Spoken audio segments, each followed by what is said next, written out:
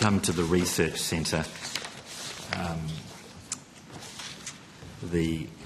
obviously the Coorong, Lower Lakes and Murray Mouth Research Centre, but I'm going to call it the Research Centre because it's not the most friendly name for a senator asking questions and estimates. No, that's fine, Senator, and Dr Finn will talk to that. I'm sure you were expecting some. Last time we were together, we spoke about the mid-term review. So could you just give me an update? I think it was going to be close to be undertaken now or soon after. Thanks, Senator. Marcus Finn, branch head in the Environment, Water and Aquatic Ecosystems Division. So on the mid-term review, we had actually yesterday had our, we call it the Commonwealth Steering Committee meeting with the Goolwa where we discussed the review. So the review we're about to launch into, it'll begin over the next few weeks, and ideally we will be in a position where at the end of May that committee is sitting down and having a look at the results. The review is really focused on, obviously the research centre has been going for a couple of years now, doing really good work. Their research plans are approved. I think they have 24 of 25 research projects are contracted and underway. So now's a timely point at which to sit down with the Goolwa Institute and some of the key stakeholders and just talk about how the last part of the current program would play out and see whether there's any improvements that we can make. Are the outcomes of the review published, or is it more an ongoing dialogue about management of the funding and research? Yeah. So our intention for the review was that it would largely be conducted internally with my team, obviously shared with the steering committee, and it was to inform a conversation in the steering committee about, again, whether there could be improvements or adjustments made in the last parts. Ultimately, any action, if there's for example, a desire to adjust milestones or some extra time desired, that would be an action for my team with the Grants Hub as contract managers. But we didn't. One of the things I would say about the review and Goolwa, the Institute, are also very keen on this, is to make it as light a touch as it needs to be. My observation so far is that the Institute's doing incredible work. It's really impressive, close connections with the community, and we don't want to get in the way of that. Senator McLaughlin, do you mind if I ask a quick follow-up in there? It does appear to be doing excellent work, and I think the connection to the community is really impressive. One of the concerns was the line-up of the work they're doing, how it plays into the review, the 10-year review, and their contracting periods and how that sort of plays out. So that whole timing of how the various projects that should feed in versus the duration of their funding, etc., etc. I don't know if you could give us some indications of how those various things are currently lining up and whether, because you've just uttered the words extension. Yes. And I should differentiate too. So I know, for example, the Goolwa has developed a business case for a phase 2 that they've provided to our department, I understand to government, and a whole range of other interested parties. This review isn't looking at the value proposition of a phase 2. That's a separate component. It's a business case that Goolwa are putting together. The review was really born out of, and we've had the discussion, I think, in these estimates before, where there was some delay to the start of the Research Institute and projects.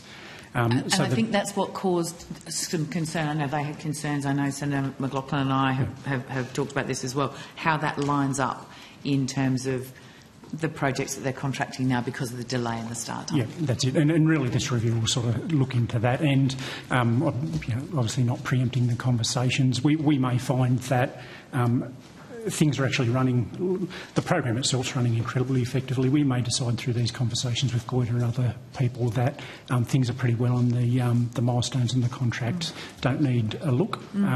Or we may find that to get the best possible outcome of the work that's being done right now, that we do need to look at some of those things. So that's the intention of this review, was really to make sure that we took a checkpoint, even if a relatively informal one, at this point in the program, to make sure we get in early, or early-ish. I think Goolwa would say, look, it's not that long to go. Earlier.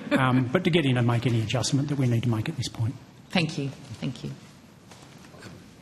On top of that question, I understand there has been considerable First Nations engagement, quite exceptional. Do you have any oversight of that, or is there anyone in the department that can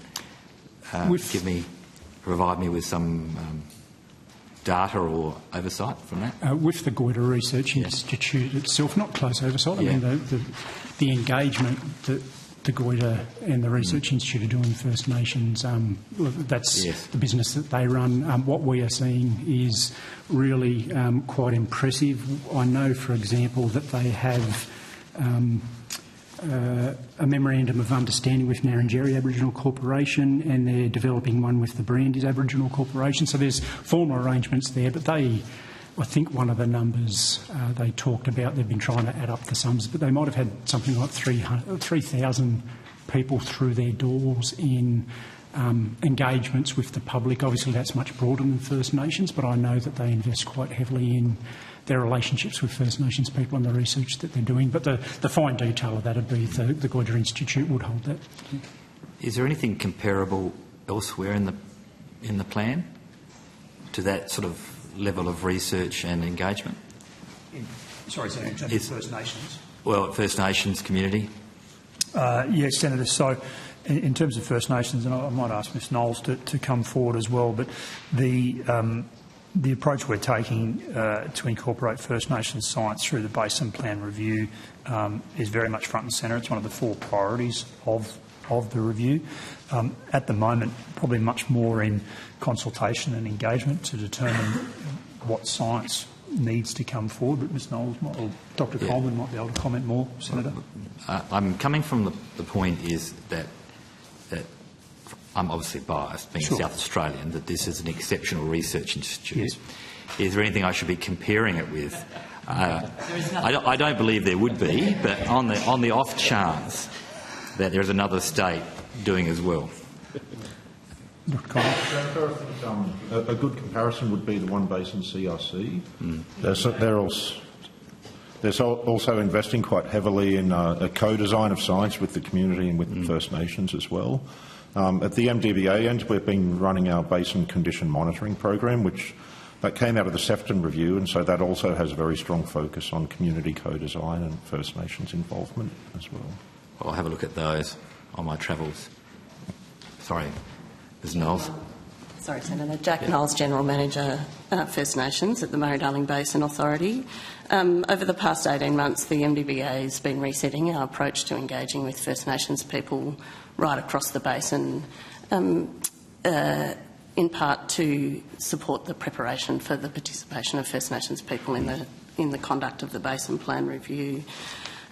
We've travelled extensively on country to meet with nations and nation representatives on country, and then from about the middle of last year conducted a series of workshops to support the participation of First Nations people and the inclusion of their information, their knowledges in the Basin Plan evaluation. So in August and September last year we ran 5 workshops across the basin in Dubbo, Wodonga, Berry and Toowoomba, and an online session as well. And we had more than 100 First Nations people from 47 nations and clans across the basin participate in those workshops to be able to support the finalisation of the Looking Back to Move Forward report, an independent report by Coccinall Ridgeway, which has been published on our website. We were really pleased in December to host the Basin Moving Forward conversation in December in Canberra as well. We had 123 people, First Nations people from 48 nations, 73 tribes and clans come together to support that policy work that we are preparing for in the Basin Plan review. And just this week I've been in Bendigo on Dja Dja Wurrung country to have further conversations with First Nations people, particularly from the Southern Basin, and next week I'm looking forward to meeting with Northern Nations in Tamworth.